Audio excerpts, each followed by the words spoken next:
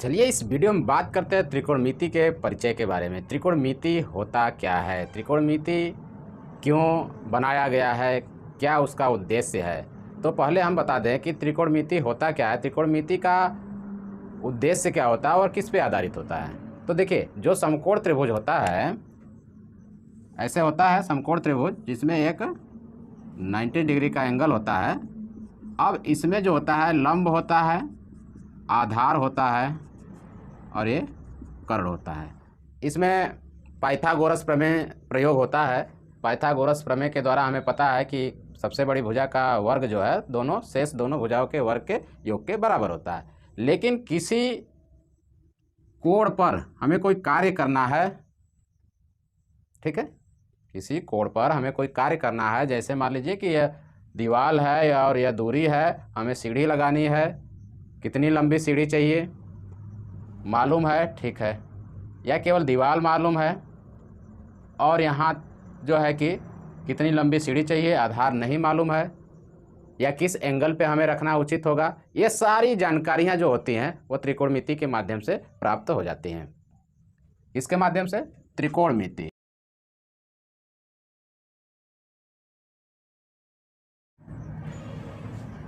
Trigonometry means क्या होता है, त्रिकोणमिति जो त्रिभुजों की भुजाओं के अनुपात से संबंधित होता है। अब इसमें कौन कौन से अनुपात होते हैं, उनके क्या नाम होते हैं, उनको जान लेते हैं। सबसे पहले होता है साइन, इसको ज्या, हिंदी में ज्या कहते हैं। क्या कहते हैं, ज्या। ये जो साइन है इसको हम लोग शॉर्टकट में क्या लिखते हैं, SIN। क्या लिखते हैं, SIN। दूसरा क्या होता है, कोसाइन होता है, जिसे कोज्या कहते हैं। इसे COS यानी कॉस के नाम से हम त्रिकोणमिति में पढ़ते हैं। इसके बाद होता है टैंजेंट। टैंजेंट होता है, इसे टैंजेंट पढ़ेंगे। इसको स्पर्श ज्या कहा जाता है, स्पर्श ज्या। इसको टैन से पढ़ा जाता है।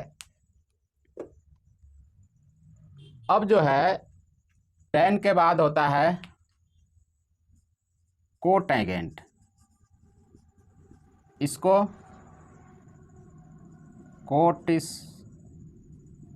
स्पर्श ज्या पढ़ते हैं, कोट स्पर्श ज्या पढ़ा जाता है। यह जो होता है इसको हम काट के नाम से जानते हैं। कोटैंजेंट, टैंजेंट के आगे CO लगा देंगे, जैसे साइन के आगे CO लग गया तो कोज्या, तो यह कोट स्पर्श ज्या होता है। अब इसके आगे क्या होता है, सिकेंट होता है। इसको सिकेंट ही बोलते हैं, सिकेंट हो गया, यानी इसको हम सेक से परिचय है।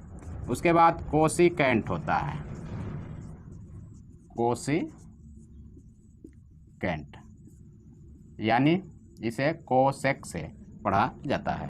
इसमें आप देख सकते हैं इनके 3 अक्षर लिए गए, इनके 3, इसके 3, इनके 3, इनके 3। बस यही एक है जो 5 अक्षरों से 5 लेटरों में लिखा जाता है।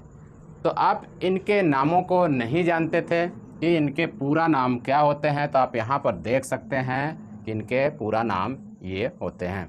इनके नामों से आप यहाँ पे परिचित हो गए। तो त्रिकोणमिति में जो भी ज्या, कोज्या, स्पर्शज्या, कोटि स्पर्शज्या, सिकेंट, कोसिकेंट, ये क्या होते हैं, ये इसी त्रिभुज पर आधारित होते हैं।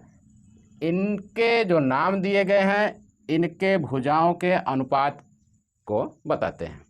ज्या क्या करता है, वह लंब और कर्ण के अनुपात को बताता है, जबकि कोज्या क्या करता है, आधार और कर्ण के अनुपात को बताता है। वहीं स्पर्श ज्या होता है वह लंब और आधार के अनुपात को बताता है। वहीं कोटि स्पर्श ज्या क्या होता है, आधार और लंब। अब कहेंगे कि अभी तो सर लंब और आधार बोले हैं, तो आधार और लंब क्यों बोल रहे हैं, तो हम लंब और आधार का अनुपात कहे हैं, तो पहले लंब होगा बाद में आधार होगा। जब आधार पहले बोलेंगे तो पहले आधार हो गया बाद में लंब हो गया, तो वो उल्टा हो गया। सिकेंट क्या होता है, वह कर्ण और आधार का अनुपात होता है, जबकि कोसिकेंट जो होता है वह कर्ण और लंब का अनुपात बताता है। यानी कि यदि हम किसी त्रिभुज में कोई कोण मान लिया कि यह थीटा कोण है, तो इसके आधार पर जब हम साइन थीटा लिखेंगे तो इसका मतलब होगा लंब को देखिए, इसको हम L से दर्शा सकते हैं, इसको K से और इसको A से, ठीक। तो यानी लंब बटा कर्ण हो गया। अब दूसरा है कॉस थीटा। अब कॉस थीटा क्या हो गया, ये आधार बटा कर्ण होता है, जबकि वहीं टैन थीटा आ गया तो ये लंब बटा आधार होता है। अब काट है तो काट थीटा क्या बताता है, आधार बटा लंब, जबकि सेक है तो सेक थीटा बताता है कर्ण बटा के आधार, जबकि कोसेक थीटा है तो यह क्या बताता है, कर्ण बटा लंब। आप देख सकते हैं यहाँ पर कि साइन का उल्टा कोसेक बता रहा है, जबकि कास का उल्टा सेक बता रहा है, जबकि टैन का उल्टा काट बता रहा है। यानी कि हम इससे एक और चीज़ प्राप्त कर सकते हैं, जिसे हम कह सकते हैं कि यह सूत्र ही है। क्या प्राप्त कर लिए कि यदि साइन थीटा की वैल्यू कोसेक थीटा में निकालनी हो तो इस प्रकार से हम कर सकते हैं, क्योंकि साइन थीटा जो है वह कोसेक थीटा एक दूसरे के विपरीत हैं, यानी कि गुणात्मक प्रतिलोम हैं। देख रहे हैं कि इनका ठीक विपरीत जा रहा है, इनके मानों का अगर मल्टीप्लाई करें तो 1 आएगा। अब इसी प्रकार से यदि साइन थीटा की जगह हम कोसेक थीटा लिखते हैं तो इसका मतलब यही ना हुआ कि 1/sin थीटा, क्योंकि इसका उल्टा वो हो सकता है तो उसका उल्टा तो वो होगा ही।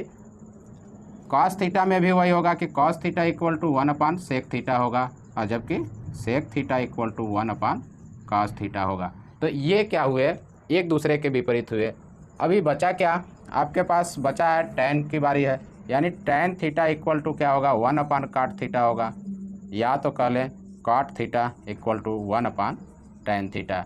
क्यों, क्योंकि हम देख रहे हैं कि जब त्रिकोणमितीय अनुपात यहाँ पर निकाल रहे हैं तो त्रिकोणमितीय अनुपात जब निकल रहा है तो इसमें दिखाई दे रहा है कि साइन का उल्टा कोसेक है, कॉस का उल्टा सेक है, टैन का उल्टा कॉट है, जिसको हम इस तरीके से लिख सकते हैं। जब हम सवाल को लगाएंगे तो उस समय इनको यूज करके बहुत से सवालों को सॉल्व करते हैं। ये नहीं कि ये केवल उल्टा है बस इसी से मतलब है, जब सवालें आती हैं तो उसमें इनकी ज़रूरत पड़ती हैं। अब देखिए, किसी भी त्रिकोणमिति का अनुपात पता करना हो तो हमें लंब, कर्ण और आधार पता होना चाहिए। मान लीजिए कि लंब, कर्ण और आधार में से कोई एक गायब है, पता नहीं है, तो क्या करेंगे कि लंब और कर्ण और आधार का जो फार्मूला होता है, कैसे पता किया जाता है, कोई एक यदि गायब होता है, पता नहीं होता है, यानी वह पाइथागोरस प्रमेय होता है, जिसे आप अच्छी तरीके से जानते हैं। तो पाइथागोरस प्रमेय पर उसे रख करके हम किसी भी आधार पता नहीं हो या लंब या कर्ण कोई एक नहीं पता है तो हम उसे पता कर सकते हैं। अब रही बात, कभी कभी होता है कि त्रिकोणमिति का कोई अनुपात दिया होता है और सारे अनुपातों को ज्ञात करना होता है, तो उसमें क्या करना पड़ता है कि अगर साइन थीटा का मान पता है तो हमें पता हो जाएगा कि लंब और कर्ण क्या है, तो आधार पता करके सभी का मान निकाल सकते हैं। तो इस तरीके से हम सवालों को सॉल्व करेंगे। तो चलिए नेक्स्ट वीडियो में सवालों के बारे में चर्चा करते हैं। इस वीडियो में बस इतना ही। ऐसे ही वीडियो के लिए बने रहिए हमारे YouTube channel your future life के साथ। आपने इस वीडियो को देखने के लिए पूरा समय दिया, आपको धन्यवाद।